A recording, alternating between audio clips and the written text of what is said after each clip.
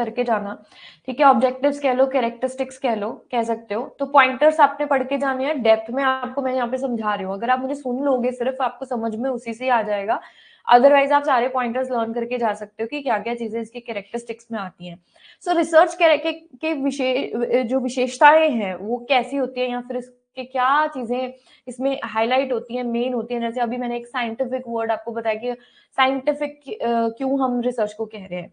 So here first thing is objectivity. Objectivity क्या है?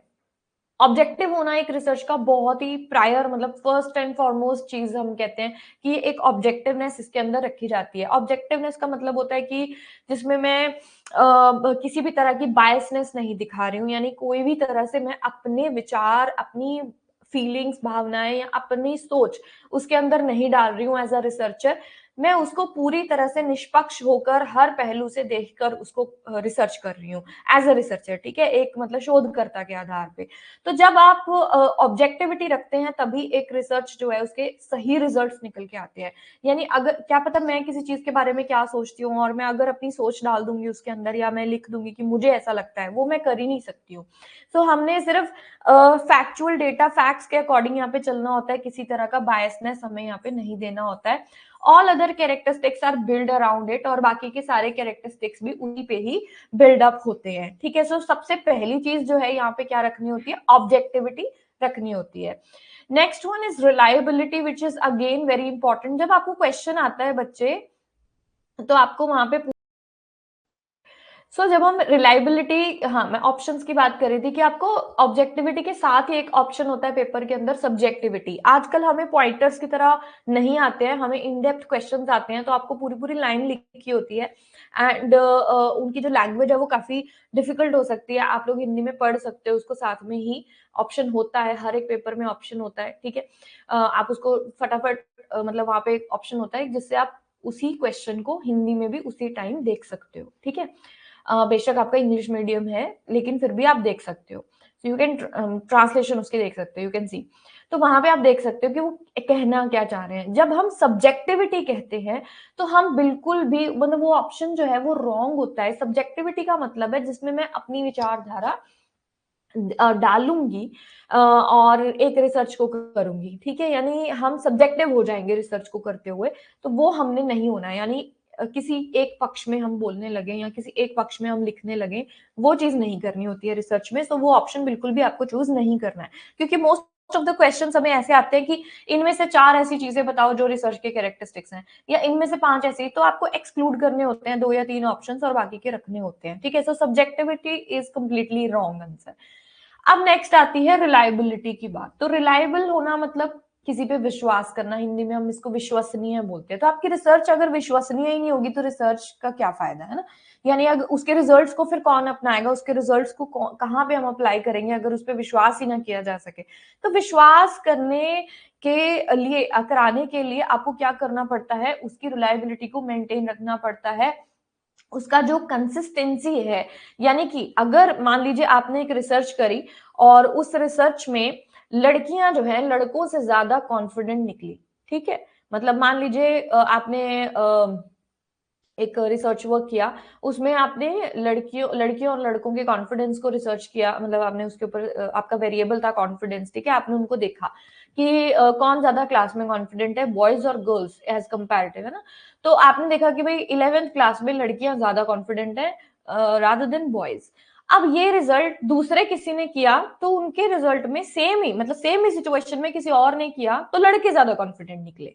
ऐसा नहीं हो सकता, है ना।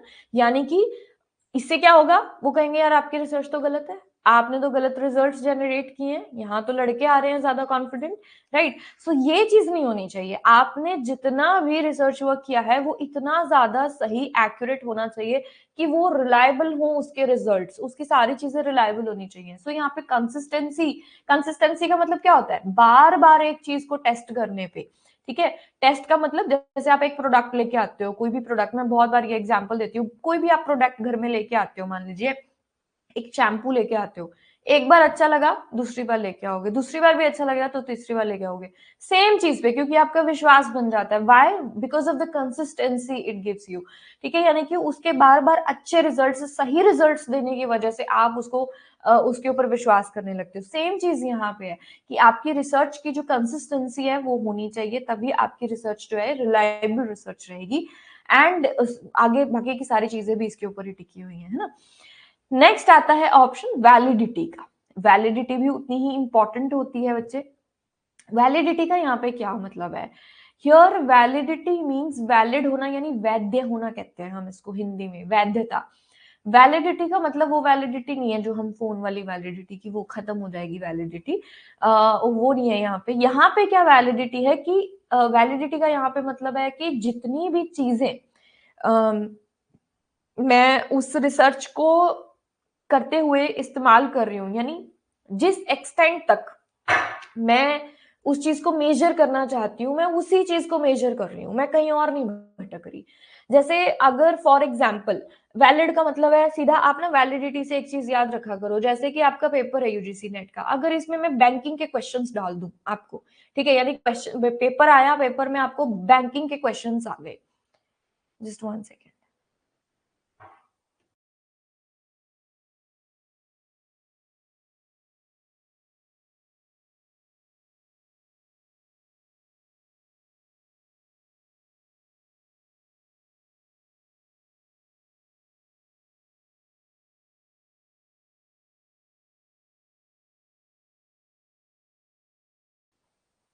हाँ जी, तो क्या वो वैलिड होगा?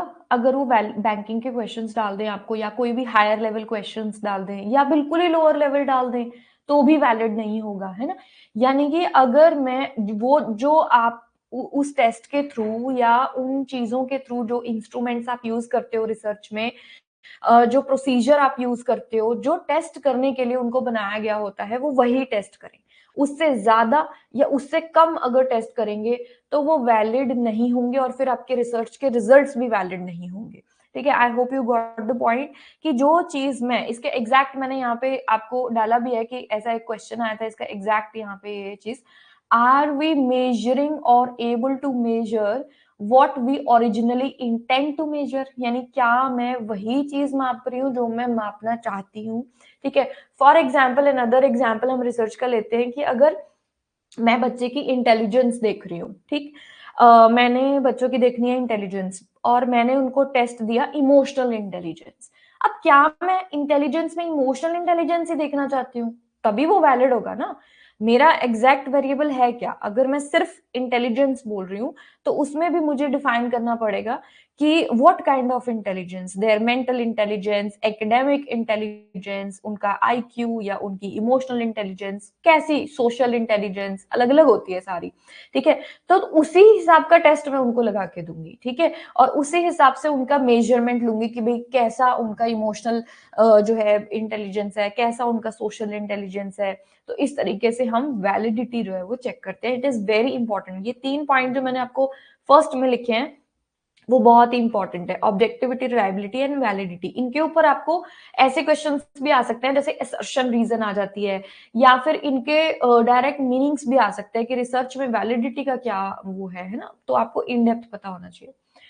नेक्स्ट वन एक्यूरेसी, ये सीधा सा है, बिल्कुल आपकी रिसर्च एक्यूरेट होनी चाहिए। आपके जो प्रोसीजर्स, कैलकुलेशंस, टूल्स, आप जितना भी सारा डेटा कलेक्ट करते हैं वो सब सही, सटीक यानी एक्यूरेट होना चाहिए, उसमें कोई गलती नहीं होनी चाहिए।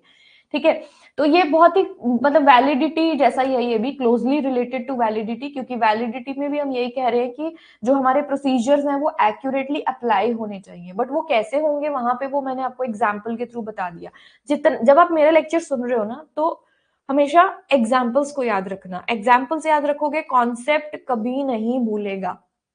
ठीक है, और उसको लिंक कर पाओगे पेपर के अंदर, क्योंकि बहुत कॉमनली होता है कि हम डेफिनेशन ये सब भूल जाते हैं कि भाई क्या वैलिडिटी में क्या था, बट वैलिडिटी का मैम ने एग्जाम्पल क्या दिया था, you will always be, it will always be there in your mind. ठीक है, तो यहाँ पे एक्यूरेसी को हम सिंपल एक्यूरेट होना चाहिए आपका, इसी वे में लेके चलते हैं।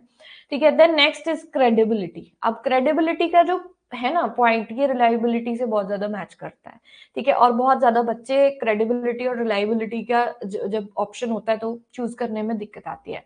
रिलायबिलिटी में हमने ये कहा था कि जब मैं बार बार किसी चीज को, मैंने जब एक शैम्पू का मैंने आपको एग्जांपल दिया वहां पे, है ना, कि आप बार बार एक चीज को टेस्ट करेंगे तो उसके ऊपर आपका विश्वास बन जाता है। क्रेडिबिलिटी का मीनिंग भी विश्वास ही होता है, लेकिन यहाँ पे किस तरह का विश्वास की बात हो रही है और कैसे चीज की बात हो रही है। यहाँ पे बच्चे best source of information and best procedures in research, यानी कि हमारा जो डेटा है वो क्रेडिबल सोर्स से लिया जाना चाहिए। यहाँ पे उस सोर्स की बात हो रही है।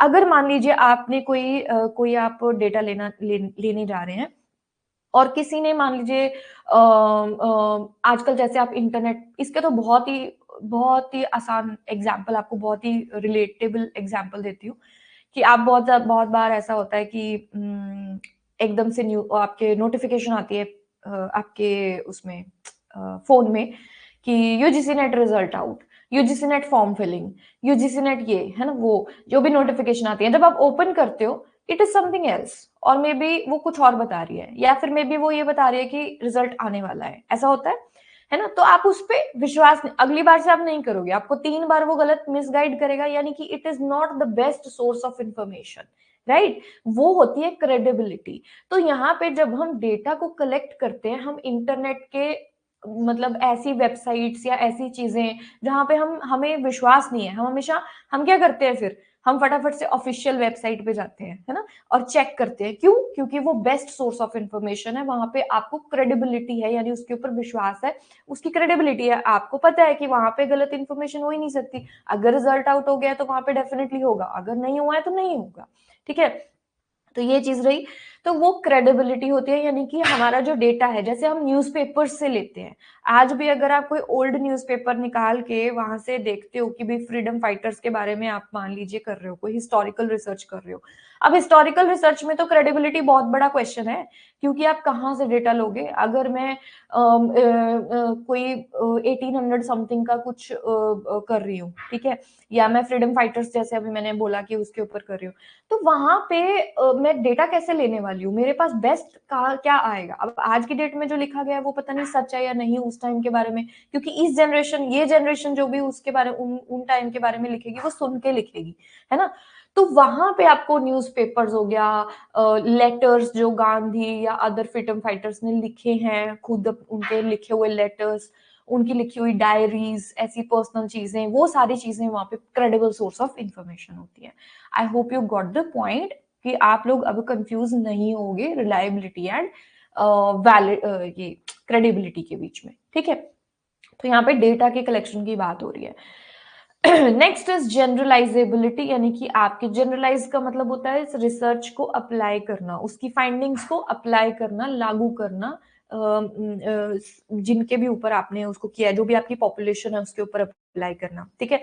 पॉपुलेशन मीन्स जैसे अगर आप गर्ल्स पे कर रहे हो, बॉयज पे, विमेन पे कर रहे हो, या टीचर्स पे कर रहे हो, या कोई भी आपकी पॉपुलेशन हो सकता है जिसके ऊपर भी आप रिसर्च कर रहे हो, तो वो आपकी जो पॉपुलेशन है, जब आपने मान लीजिए टीचर्स के ऊपर रिसर्च कर रहे हो, बट सारी दुनिया के टीचर्स के ऊपर थोड़े ना करोगे, आप सिर्फ 20, 50, 200, 100 इस तरीके से आप रिसर्च करोगे, राइट। सो आपने मान लीजिए 200 टीचर्स के ऊपर रिसर्च किया, लेकिन it will be applicable to all after the results, तो आपकी फाइंडिंग्स जो रहेंगी वो आपने सब पे लगा दी, है ना। सो वो होती है generalisability. So it is closely related to validity. अब ये बहुत ही वैलिड होनी चाहिए, एंड ऐसा नहीं है कि मैंने टीचर्स के ऊपर रिसर्च किया और मैंने नॉन टीचिंग स्टाफ के ऊपर भी लगा दी, अब ये तो मैं नहीं कर सकती ना, तो वैलिड भी होनी चाहिए, ठीक है। So it refers to the degree to which research findings can be applied, तो मैं उसको कितना अप्लाई कर सकती हूँ, ठीक है। अब मान लीजिए इसमें क्या होता है कि अगर मैं टीचर के ऊपर, मैंने अभी आपको एग्जांपल दिया, तो मैंने टीचर्स के ऊपर की, क्या मैं उसको गवर्नमेंट टीचर्स के ऊपर अप्लाई कर सकती हूँ?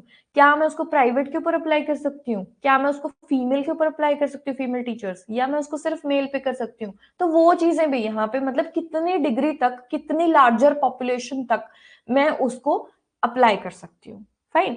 So that is the findings जो आपकी एप्लीकेबल होती है।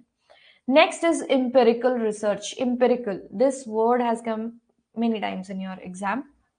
कहीं भी ये आ जाए ये वर्ड, तो इसका सीधा सा मतलब होता है रियल लाइफ एक्सपीरियंसेस, ठीक है। रिसर्च के अंदर जितना भी, चाहे आप डेटा कलेक्ट कर रहे हो, ऑब्जर्वेशन है, वो रिसर्चर का खुद का, मतलब रिसर्चर को जितना हो सके खुद अपने आप को एक्सपोजर में रखना चाहिए, अपने आप एक्सपीरियंस लेना चाहिए चीजों का, और रियल लाइफ एक्सपीरियंसेस लेने चाहिए, तभी आप कहता है कि एक्चुअल रिजल्ट्स जो है वो ला सकते हैं। अब मान लीजिए कि मैं कोई थेरेपी या कोई मेडिटेशन के ऊपर रिसर्च वर्क कर रही हूँ, और मैं खुद कभी भी मेडिटेट करने बैठी ही नहीं, तो how would I observe better, है ना? मैं नहीं कर पाऊंगी, मेरा उस चीज के लिए उतना अच्छा एक्सपीरियंस ही नहीं रह पाएगा। मुझे उस चीज से खुद थोड़ा बहुत उसको टच में रहना, या उसको गो थ्रू करना कि वो होती क्या चीज है, एग्जैक्टली करके तो देखूं ये क्या चीज होती है मेडिटेशन, इससे क्या फर्क पड़ता है, इसकी इस थेरेपी से क्या चीज होती है, right? If you are working on that. तो ये जस्ट एक एग्जाम्पल है कि जितना आप हो सके उतना आप फील्ड में उतर के काम करो, रियल लाइफ एक्सपीरियंसेस को मतलब एक्सपीरियंस करो चीजों को खुद से, तो उतना ज्यादा आप जो है अच्छे रिजल्ट्स जनरेट कर पाएंगे। मतलब ये हमारी कोशिश होती है रिसर्चर्स की कि बेस्ट हमारी फाइंडिंग्स के लिए हम इम्पेरिकल रखें अपनी रिसर्च को। नेक्स्ट, सिस्टमैटिक होनी चाहिए, यानी ऐसा नहीं है कि आज मैंने डेटा कलेक्ट कर लिया फिर कल मैंने कुछ और कर लिया, ठीक है? No, you have to go step by step. Research has certain steps जो आपको फॉलो करने ही पड़ते हैं, and according to your research करने पड़ते हैं जो आपका मेथड है। यानी कि अगर आप हिस्टोरिकल कर रहे हो तो अलग तरीके के स्टेप्स हैं, अगर आप एक्सपेरिमेंटल कर रहे हो तो you have different kind of steps. तो अलग अलग तरह के आपके स्टेप्स होते हैं जिनके अंदर आप सिस्टमैटिक वे में उसको कर सकते हो अगर आप उन स्टेप्स को फॉलो करते हो।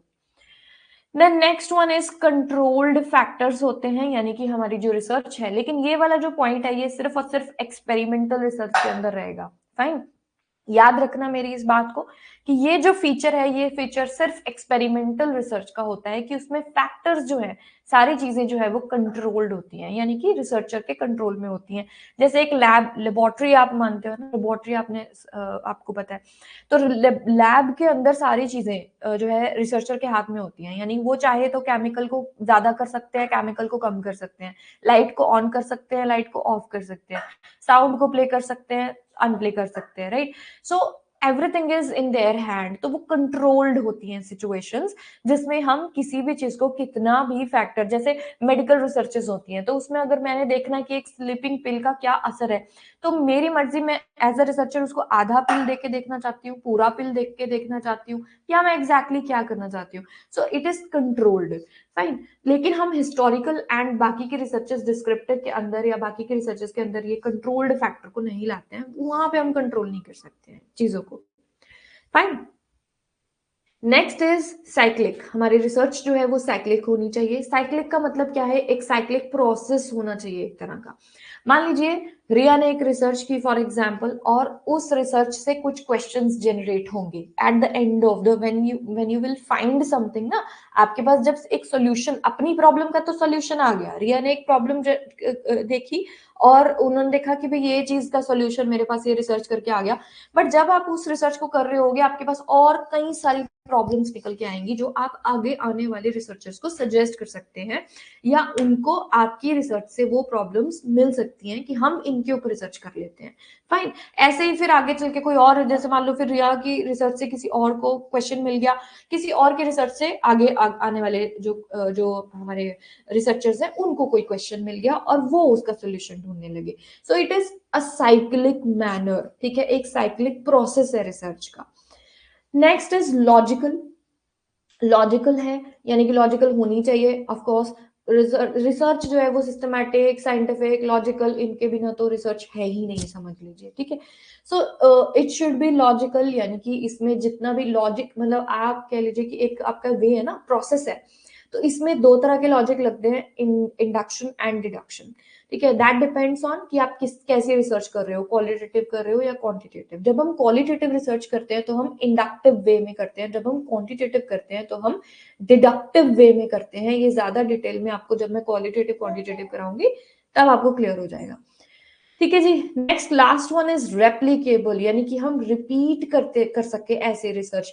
हम रिपीटिशन का मतलब क्या है यहाँ पे, कि रिपीटिशन का मतलब है आपका जो रिजल्ट्स हैं उसको हम जितनी बार चाहें उतनी बार हम रिपीट करके देख सकते हैं, वेरीफाई करने के लिए, verified bye replicating the study, ठीक है? जैसे बहुत बार एक्सपेरिमेंटल में तो सारी की सारी एक्सपेरिमेंटल रिसर्चेस रेप्लिकेबल होती हैं। फाइन, हम उनको जितनी बार चाहे उतनी बार करके देख सकते हैं। तो ये जो फीचर है, ये वाला फीचर भी आपकी एक्सपेरिमेंटल रिसर्च में जाता है। मान लीजिए लेबोरेटरी में आज आपने एक्सपेरिमेंट किया, आपको सही रिजल्ट्स नहीं मिले, आप फिर से कल कंडक्ट कर सकते हैं उसको, फिर से परसों कर सकते हैं। और डॉक्टर्स ये करते भी है बहुत बार, मतलब जो भी पीएचडी कर रहे हैं वो बहुत बार अपनी चीजों को रिपीट करके देखते हैं, वेरीफाई करके देखते हैं कि मैंने जो किया वो सही है, मैंने वो जो किया वो सही है। तो एंड डिसीजन पे तब पहुंचते हैं जब वो बिल्कुल ही सेटिस्फाई हो जाते हैं।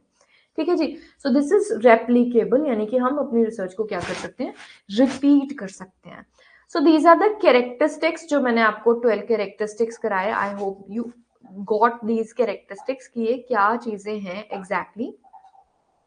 किसी को कुछ नहीं समझ में आया है then you can just tell me.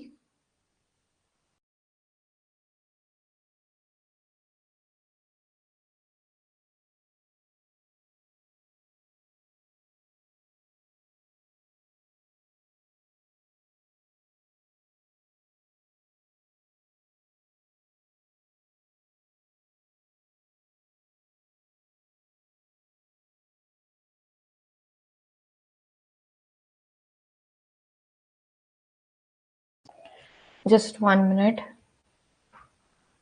Okay, replicable, replicable means repeat करना। रिपीट करने का मतलब है कि दोबारा से करके देखना। ठीक है, दोबारा रिपीट कहते हैं ना, रेप्लीकेबल से आप रिपीट याद रख सकते हो, दोबारा करके देख। Just 1 second. हाँ जी, हाँ जी, बोलो।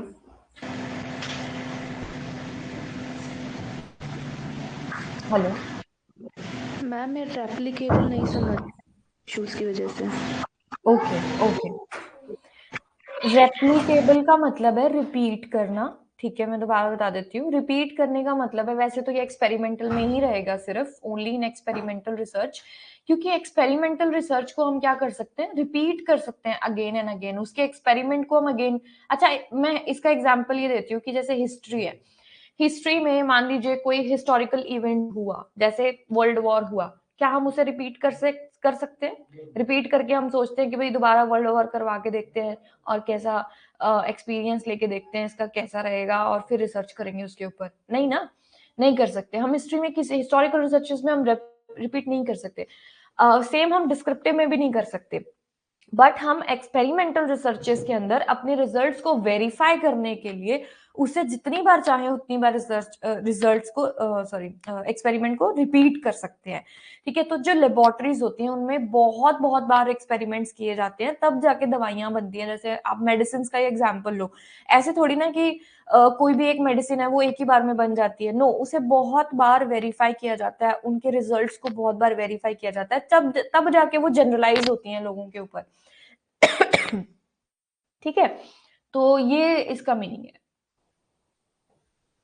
ठीक है, अब हम नेक्स्ट कर लेते हैं types of research. Types of research क्या है? टाइप्स ऑफ रिसर्च, 3 तरह के टाइप्स ऑफ रिसर्च है। सबसे पहले तो आपको ये चीज ध्यान में रखनी है, टाइप्स क्या है, अप्रोचेस क्या होती हैं, अलग से होती हैं। ठीक है, फिर we have methods of research. ठीक है, मैं हर बार जब भी ये पढ़ाती हूँ तो बच्चों को बोलती हूँ, क्योंकि जब ऑप्शंस आते हैं ना तो टाइप्स में आपको लिखा होगा हिस्टोरिकल। अब आप कहोगे हिस्टोरिकल भी एक टाइप है। Historical is not type of research, historical is the method of research. ठीक है, तो ये सारी चीजें आपको मतलब माइंड में रखनी है। आप इस तरीके से उसकी उसकी क्लासिफिकेशन करके चलिए, अपनी नोटबुक में जहाँ नोट्स बनाते हैं तो वहां पे लिख लो, या चीजें इस तरीके से लर्न करो। वैसे तो मैंने यहाँ पे आपको मेंशन ही उस तरीके से किया हुआ है। तो टाइप्स में सिर्फ 3 ही टाइप्स आते हैं बच्चे। फंडामेंटल, बेसिक, मतलब उसको बेसिक भी कह देते हैं, then applied research, then we have action research. Fundamental या बेसिक रिसर्च क्या होती है, यानी कि basic research is an investigation. ये एक तरह की ना रिसर्च होती ही नहीं है, ये एक तरह से इन्वेस्टिगेशन होती है, जो कि कुछ बेसिक प्रिंसिपल्स या कुछ रीजंस ढूंढने के लिए की जाती है। ठीक है, उस ये पूरी तरह से थ्योरेटिकल होती है, ये किसी भी तरह से प्रैक्टिकल नहीं होती, यानी इसको मैंने कहीं पे अप्लाई नहीं करना होता। अब फंडामेंटल का ये मतलब है कि जिसको मैंने किसी मतलब आप ये मान लो कि अगर मैं नॉर्मल लैंग्वेज में बात करूं तो हम पीएचडी करने के लिए एक रिसर्च करते हैं, है ना? अब वो रिसर्च नहीं है ये। किसी जो कोई ऑथेंटिक डॉक्टर हैं, कोई मतलब रिसर्चर हैं, कोई वो अपना कुछ ढूंढना चाहते हैं। अब मान लो फॉर इसका एक एग्जांपल लेते हैं, हम इसका कोविड का एग्जांपल लेते हैं। जैसे कोविड हुआ, ठीक है, तो उसके वायरस के ऊपर बहुत सारे लोगों ने रिसर्चेस की, राइट। अब कुछ लोग ऐसे भी होंगे जो अभी भी रिसर्च कर रहे होंगे, जबकि अब तो कोविड भी चला गया। अभी तो उसका पता भी, काफी वायरस के बारे में काफी डिटेल्स हो गई, बट अभी वो ये भी पता लगा रहे हैं कि और कौन सा वेरिएंट आ सकता है इसका, या और क्या क्या खतरा हो सकता है इससे आने वाले वेरिएंट से, और क्या चीजें अब ये कौन निकाल रहा है, ये क्यों, ये रिसर्चेस कहाँ से आ रही हैं? These are the fundamental which is just to get knowledge, just उसको जानने के लिए और ज्यादा जानकारी के लिए। इन्वेस्टिगेशन वर्ड यहाँ पे जो यूज किया गया है ना, बस वो याद रखना है कि इसमें हम कुछ इंफॉर्मेशन ढूंढने के लिए इस रिसर्च को करते हैं, किसी भी तरह से इसलिए नहीं करते कि भाई मैंने इसको, लोगों को दवाई दिला देनी है अगले वेरिएंट की तो मैंने अप्लाई करना है कुछ, no, just to get the information. ठीक है, अब हमारे पास जो इतना सारा इंफॉर्मेशन गूगल के ऊपर आप देखते हो, बुक्स में देखते हो, पेपर्स में देखते हो, डॉक्यूमेंट्स में, वो बहुत सारी ऐसी रिसर्चेस होती हैं जिनका कोई मतलब नहीं है, जिनको कोई बोला नहीं गया है कि ये रिसर्चेस करो। वो सिर्फ इसलिए हैं क्योंकि वो लोग उन चीजों के बारे में जानना चाहते हैं। ठीक है, that is the fundamental research. जैसे मान लो एक घर का एग्जाम्पल अगर दूं तो आप मान लो कि अगर किसी को ये देखना हो कि मतलब खुद ही देखना हो कि भी यार आज मैंने देखना है कि ये सब्जी बनती कैसे है, तो मैं बना के देखूंगी। तो मतलब वो करके देख रहे हैं क्योंकि दे वांट टू नो कि वो कैसे होता है, वो क्या है, उसमें क्या क्या डलता है, क्या चीजें होती हैं। तो उनको किसी को खिलानी नहीं है, या उनको खाना बनाने के लिए खाना नहीं बनाना है, उनको ये देखने के लिए खाना बनाना है कि वो बनता कैसे है, उसमें क्या चीजें होती हैं, just to get the information of that thing. ठीक है, तो जब हम किसी भी काम को या किसी मतलब कोई भी रिसर्च को हम इस वे में या इस वजह से कर रहे हैं कि हम उसे स्टडी करना चाहते हैं, यहाँ पे क्या वर्ड है, स्टडी और investigation of some natural phenomena और रिलेटिंग टू प्योर साइंस, इसको हम प्योर साइंस भी कहते हैं, क्योंकि इसमें कोई ये नहीं होता ना कि कोई बंदा बायस होगा या कोई गलत डेटा प्रेजेंट करेगा, क्यों करेगा, वो तो सच जानना चाहते हैं ना, वो ट्रूथ तक पहुंचना चाहते हैं, तो वो उसको पूरी ऑब्जेक्टिविटी से करेंगे। ठीक है, सो इसको प्योर साइंस बोला जाता है एंड ऑल्सो बेसिक रिसर्च बोला जाता है। So this is the fundamental research.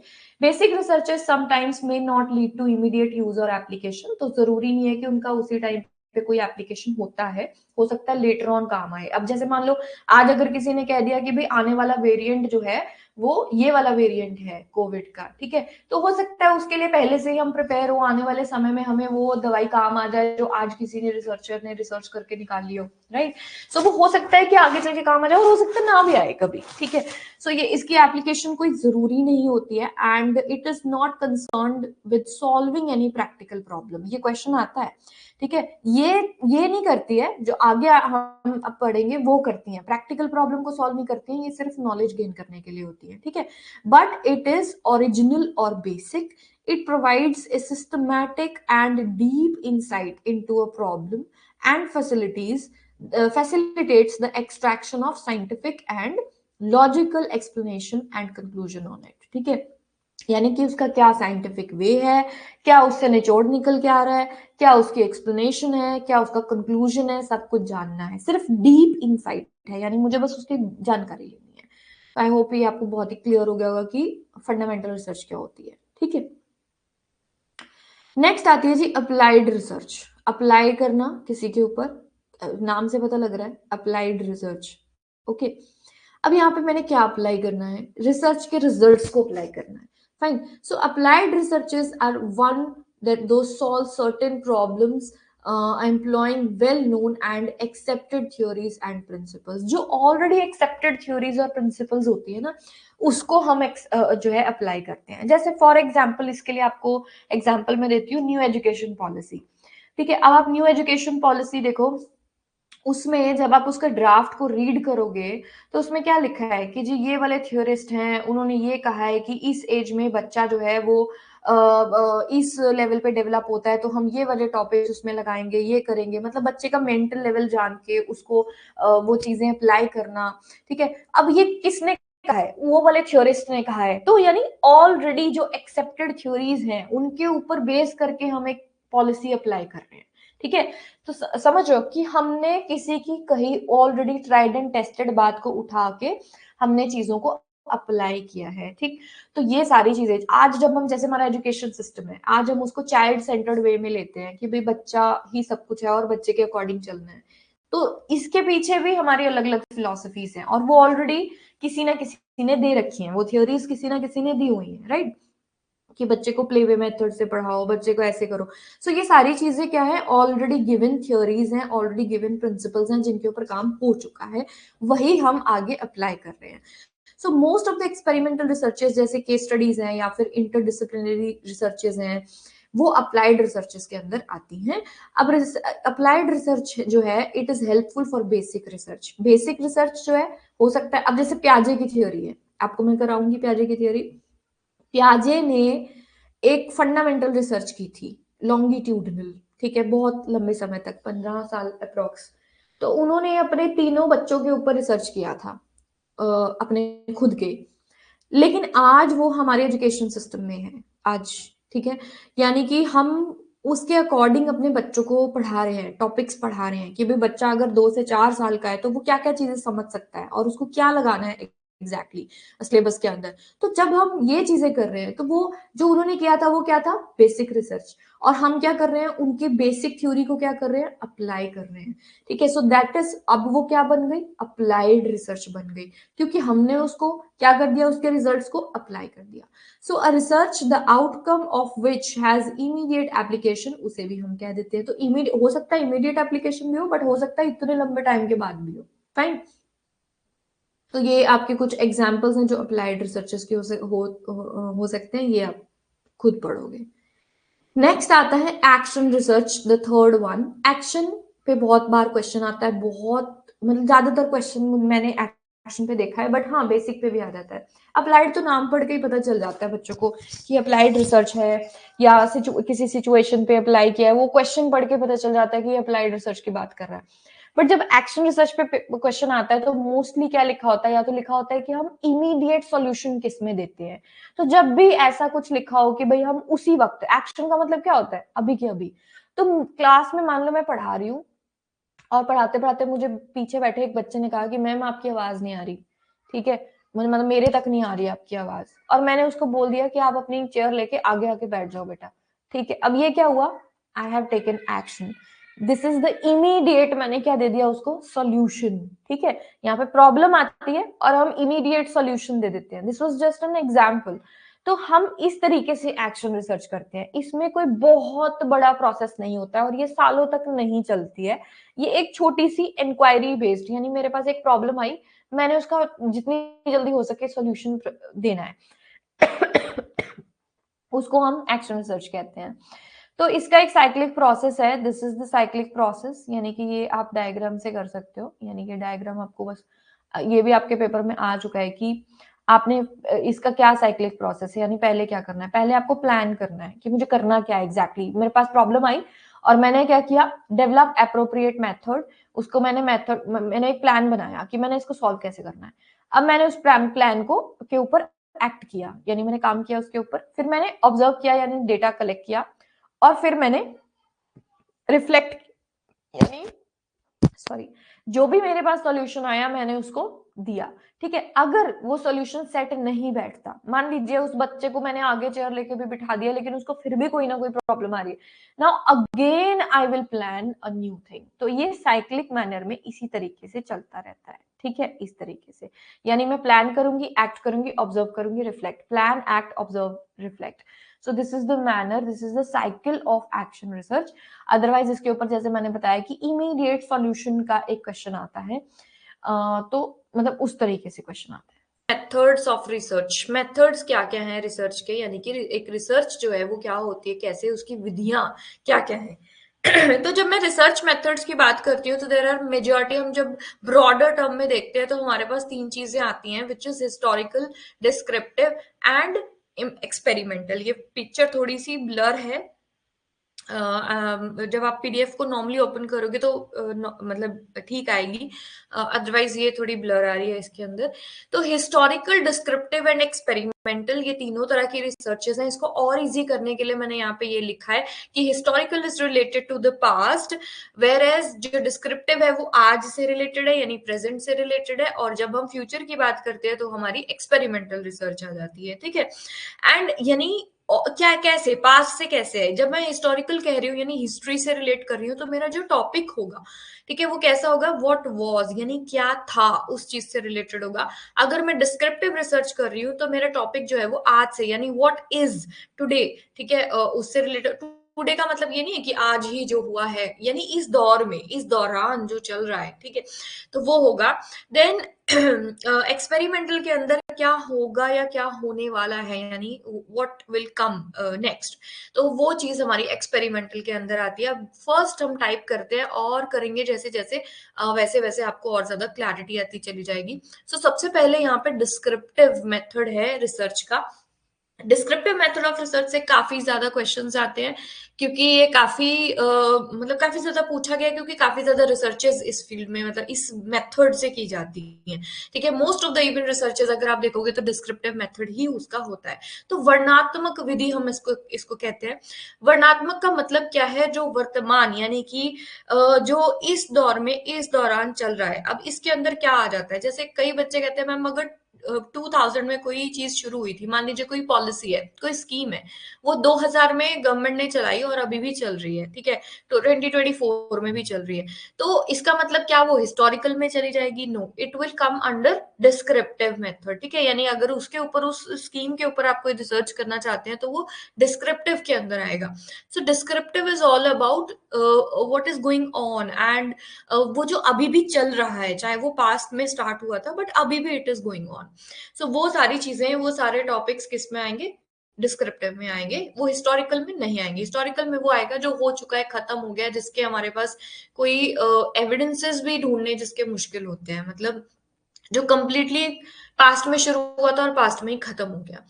अब इसके कुछ टाइप्स हैं जिसके अंदर क्या आता है, survey method, casual study, sorry case study, या फिर आपका कोरिलेशनल मेथड, या फिर डेवलपमेंटल मेथड। डेवलपमेंटल के अंदर आगे उसके दो पार्ट्स होते हैं, लॉन्गिट्यूडनल एंड क्रॉस सेक्शनल। ये सारे अभी मैं डिटेल करवाऊंगी। ये यहाँ पे मैंने बच्चे इसलिए मेंशन किए हैं ताकि आपको जब पेपर के अंदर ऑप्शंस आते हैं, देन सारे मिक्स आते हैं। अगर 6 ऑप्शंस हैं तो उसमें बीच में ही लिखा होगा क्वालिटेटिव, बीच में ही क्वांटिटेटिव, बीच में ही सर्वे, बीच में ही। So you should be clear in your mind कि अगर मैं सर्वे मेथड कर रही हूँ या मैं सर्वे मेथड का जो टाइप है वो रीड कर रही हूँ, वो किसके अंडर आता है, ठीक है। या फिर डेवलपमेंटल स्टडीज की अगर बात हो रही है तो डेवलपमेंटल स्टडीज किसके अंडर आती हैं, fine. So these are the types of developmental, sorry descriptive. अब डिस्क्रिप्टिव के ऊपर कुछ एमसीक्यूज भी मैंने यहाँ पे दिए हैं, you can later on solve it. Descriptive के जितने भी ये जो आपके पार्ट्स हैं, जस्ट 1 सेकेंड, है ना, मेरे को दूसरा वाला खोलने दो पीडीएफ।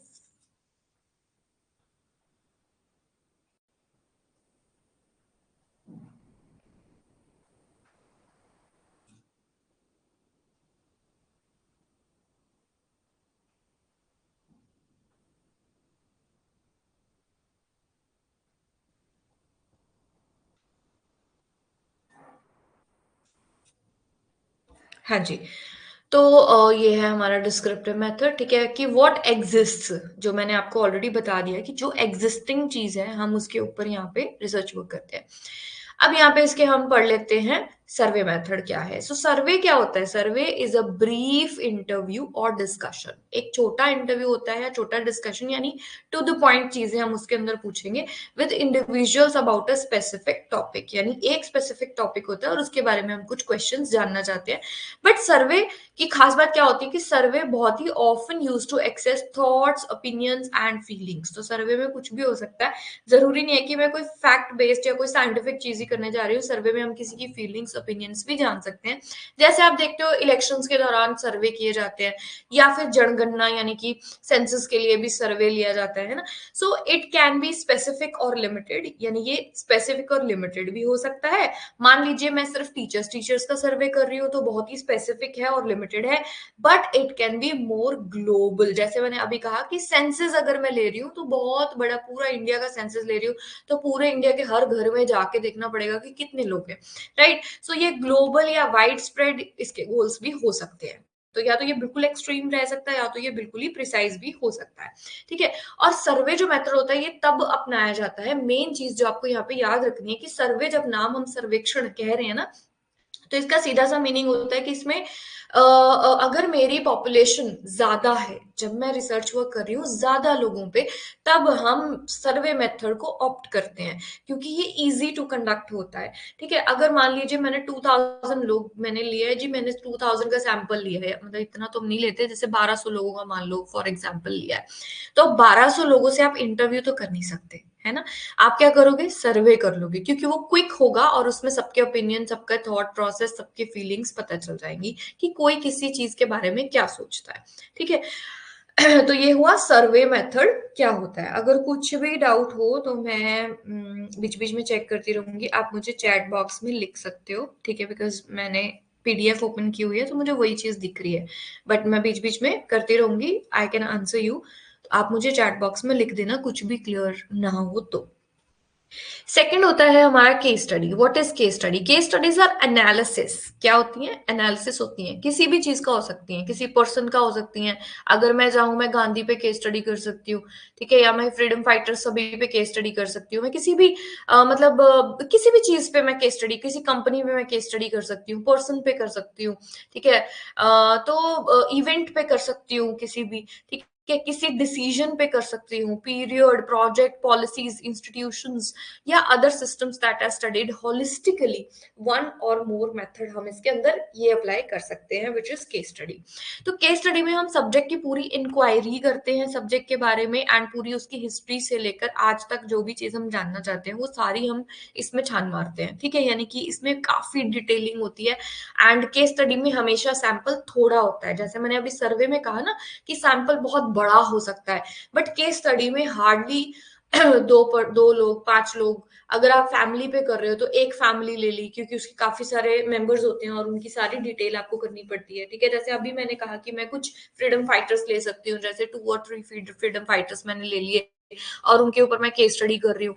तो इस तरीके से आप केस स्टडी जो है मतलब बहुत लिमिटेड होती है। मान लो किसी संस्था, जैसे जैसे डीएवी स्कूल है, तो मैं डीएवी के ऊपर मान लीजिए मैंने मैंने ले लिया कि मैं इसके ऊपर केस स्टडी करूंगी कि ये कब स्टार्ट हुआ था, कैसे कैसे स्प्रेड हुआ, क्या चीजें हुई, आज कितने बच्चे हैं, क्या चीजें हैं, क्या करिकुलम है, एवरीथिंग, ठीक है। सो इस तरीके से, बट इसमें सैंपल जो है वो थोड़ा होता है, क्योंकि केस स्टडी बहुत डेप्थ में होती है, तो हम ज्यादा लोगों को यहाँ पे नहीं ले पाते हैं, ठीक है। मतलब अगर आपका सैंपल बड़ा है तो आप केस स्टडी ऑप्ट नहीं कर सकते। अब 1200 लोगों की तो आप केस स्टडी करोगे नहीं, ठीक है। देन नेक्स्ट आता है को रिलेशनल स्टडीज।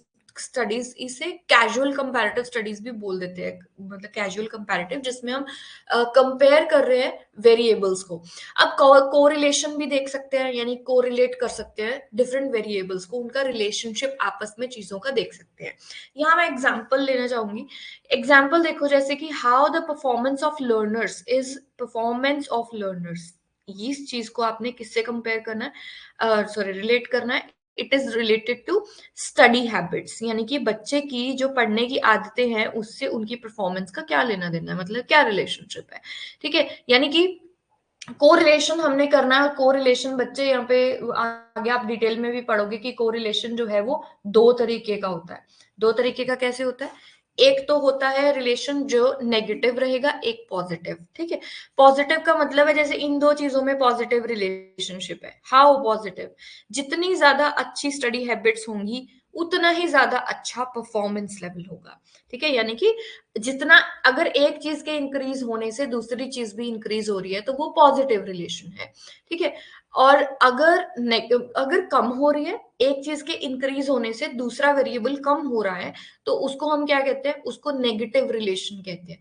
जैसे मान लीजिए अगर स्ट्रेस लेने से परफॉर्मेंस बच्चे की खराब हो रही है, ठीक है, नंबर कम आ रहे हैं, तो जितना ज्यादा स्ट्रेस बढ़ेगा उतने नंबर कम आएंगे। तो अगर ऐसा हो रहा है, so that is negative relationship between stress and performance of the learner. ठीक है, I hope you got it. अगर नहीं समझ में आया मुझे बता सकते हो, ठीक है।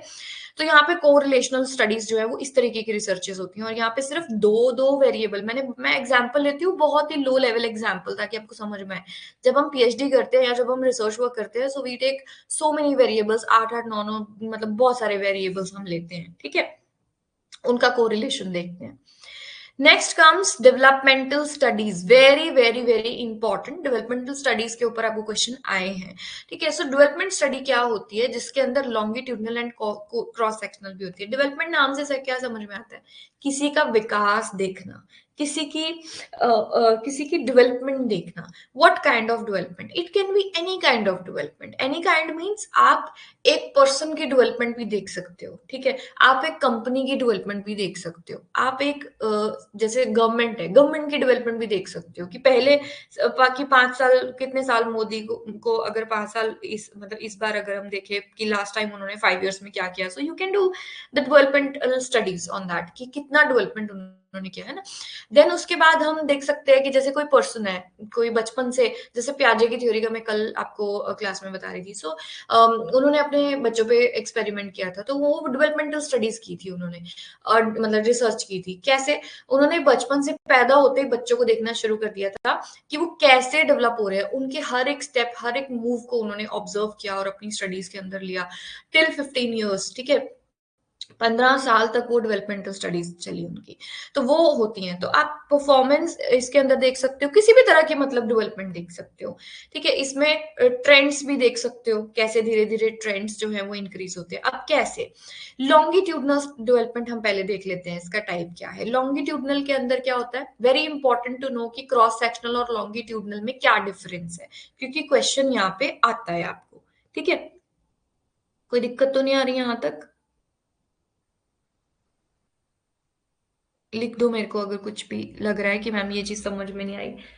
अब लॉन्गिट्यूडनल नाम से समझ में आ रहा है लंबे समय तक चलने वाली रिसर्च, जैसे मैंने अभी आपको एग्जांपल दिया प्याजे का, ठीक है। उसने अपने खुद के बच्चों के ऊपर क्या किया, रिसर्च वर्क किया।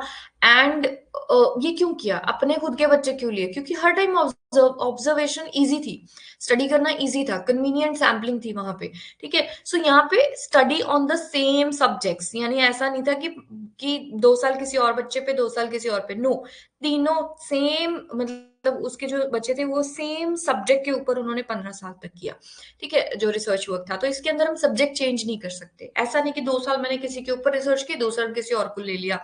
लॉन्गिट्यूडनल में आपका सब्जेक्ट जो है वो सेम रहना चाहिए, ठीक है। Then continuous study of various developments is done, यानी कि आप लगातार उनकी डेवलपमेंट को देखते रहते हैं। ऐसा नहीं कि 2 साल आपने देखा, फिर 1 साल बीच में ड्रॉप कर दिया, फिर तीसरे साल देखा, नहीं, कंटिन्यूटी जो है वो बरकरार रहनी चाहिए। Then very important point is कि सैंपल आपका छोटा होगा, इसमें आप मतलब अगर वो एक बच्चे के ऊपर भी कर रहे हैं तो दैट इज ऑल्सो इनफ, क्योंकि वो लगातार 15 साल तक अपने सब्जेक्ट को पढ़ने वाले हैं। तो इसमें सैंपल हमेशा छोटा रहेगा, 2 का सैंपल, 3 का सैंपल, 3%, ज्यादा से ज्यादा, मतलब ये भी मैं ज्यादा बोल रही हूँ, 3 भी, ठीक है।